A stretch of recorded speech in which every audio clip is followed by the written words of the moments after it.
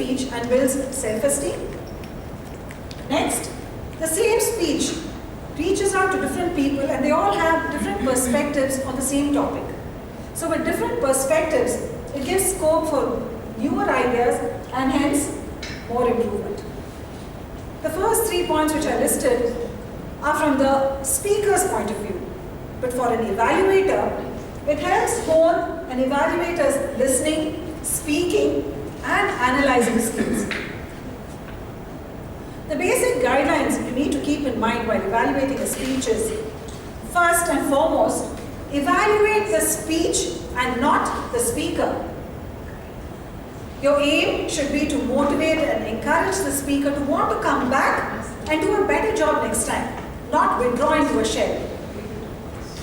You have to applaud, inspire and motivate, but make sure you do it with honesty.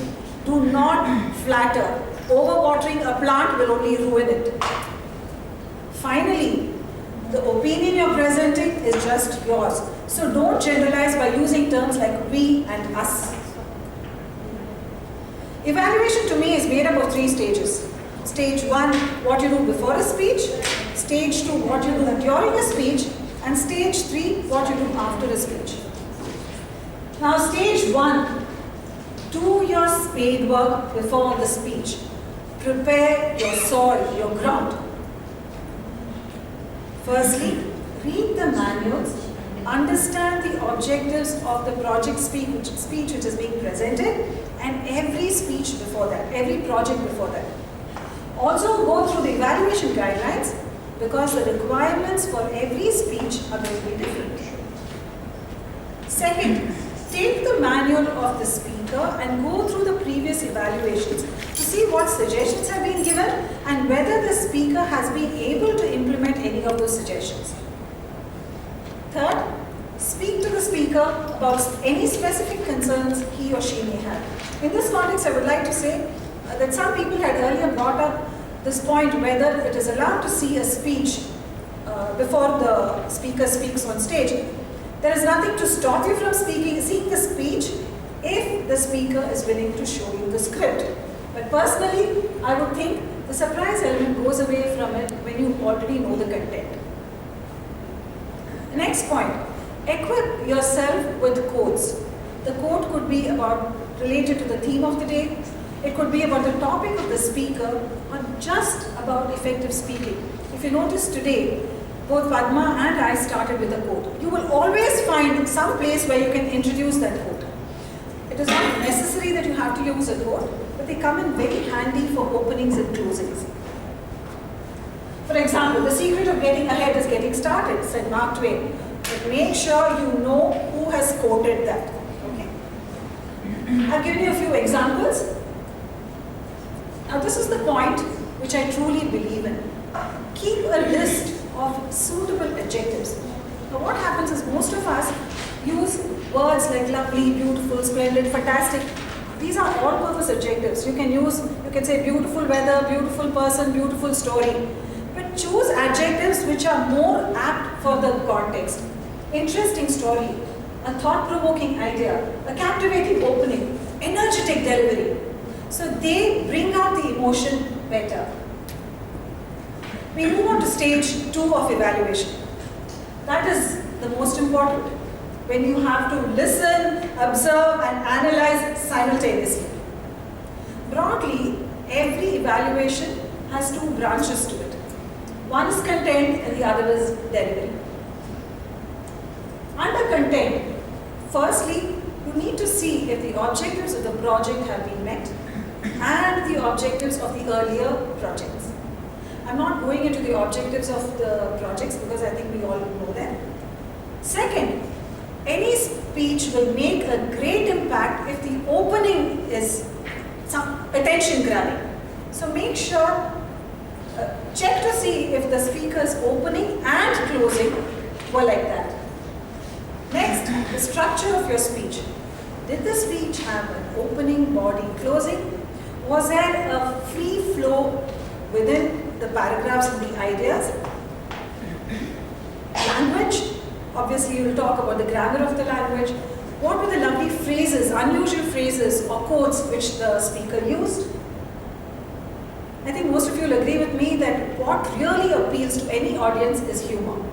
So if did the speaker have humor, personal anecdotes and stories which made the speech more interesting? The props and aids, did they assist with the speech or did they distract? And lastly, the take-home value. When we are talking about take-home value, it doesn't have to be a moral message. If you were entertained, that is take-home value. If the speech made you think, that is take-home value for you. Now moving on to delivery. This aspect starts right from the point when the speaker is getting onto the stage. From that point you start noticing whether there was confidence in the way the speaker came up on stage. Next, voice. I think the most important part of any speech is the voice. There has to be voice modulation to keep the audience awake. So was there modulation? Was there clarity? Were you able to hear all the words clearly? Was there expression in the voice? You can speak with anger, you can speak with surprise. And there has to be a variation in the volume. Next, body language. Now body language is not just eye contact and hand movements. A person could just keep shuffling their feet. Were there mannerisms which were distracting? How well did they use the stage? What kind of gestures? Were they natural or did they look artificial? And last, the speed with which the speech was delivered. Was there sufficient time for the audience to assimilate all the ideas? And were there pauses given at the right moments? There's so much to see, observe. So how do you go about it while you're listening to this speaker?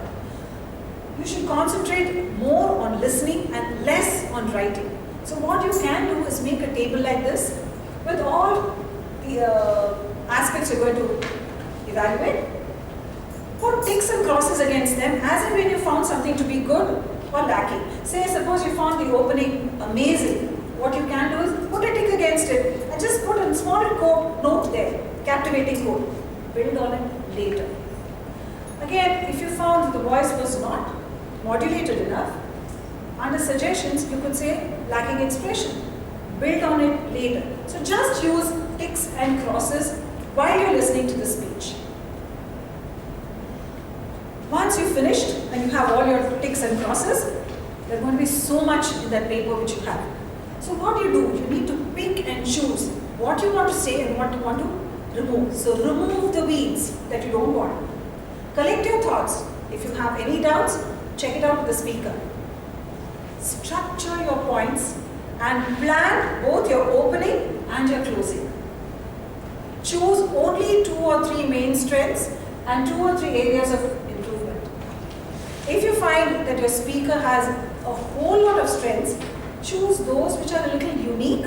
Don't state the obvious. Like I could just say, Sujata, you have a wonderful voice, you have a loud voice, a powerful voice. Deepa, your language is amazing. But these are things which everyone knows. So try to look for something different. We come to the last stage of evaluation, getting ready to present your evaluation. Keep in mind the mantra, what I saw, what I felt, what I heard. It's all about your response. And when you come up on stage, you have to look convincing and confident. Speak with conviction because you have to believe whatever you're saying. Speak with honesty, and when you do that, only then the speaker has confidence in what you're saying. Motivate, encourage. You will always be able to find something in what the speaker has said which you can point out. Even if the speaker was not able to do a good speech, talk about the determination, talk about the enthusiasm of the speaker. Be pleasant, but don't say, I'm so sorry for pointing out this flaw. No, you're here to help the speaker. Don't advise, only suggest. The next point.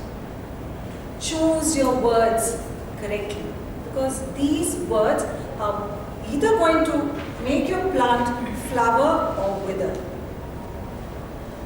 Now when you choose the right words, your speech also becomes more effective. and it shows how well you have heard, how much concentration there was when you were listening to the speaker. This is where I said, use apt adjectives. Don't say the story you said was beautiful, it was heartwarming, I was touched by that story.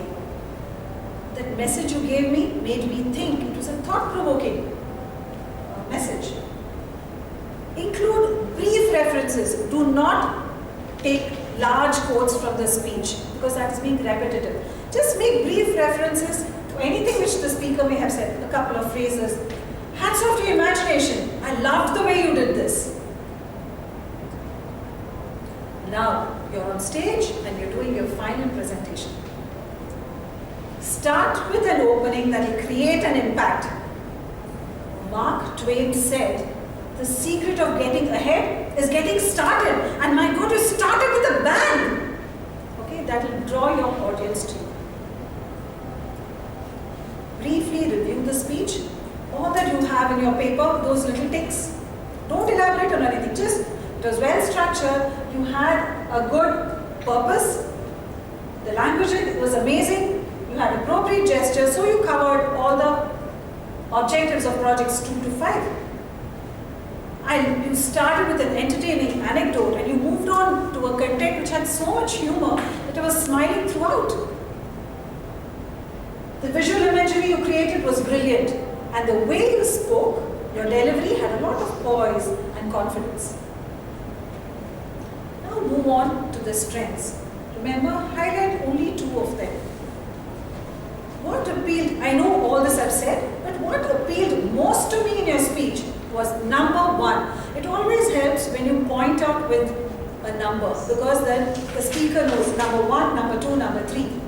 You'll be able to point out distinctly. I noticed that your gestures were very natural. You looked so much at ease when you were moving on the stage. Your hand movements were well coordinated, and in particular when you spoke about those childhood pranks of yours, I loved the way you did this. Okay? That expression needs to come in your voice that you really loved it. The second strength, I think, is your impeccable language and interesting play of words. The best part was you kept your language so simple, but the description was so vivid that I could visualize everything in my mind.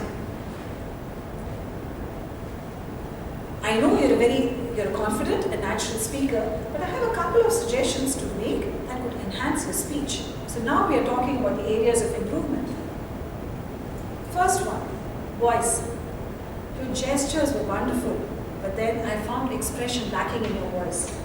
What you could have done was lower your voice when you were talking to the child. So don't just say what was wrong, say what could have been done with an example. You didn't have a message to impart. You wanted to say that enjoy every moment of life. But though you said it strongly in the opening, somewhere along you lost the message. So I think if you had brought in a personal anecdote or a more forceful ending, it would have added greater emphasis on the message. Lastly, make sure that your evaluation has a conclusion. Use words like to conclude or to summarize or put it in a nutshell.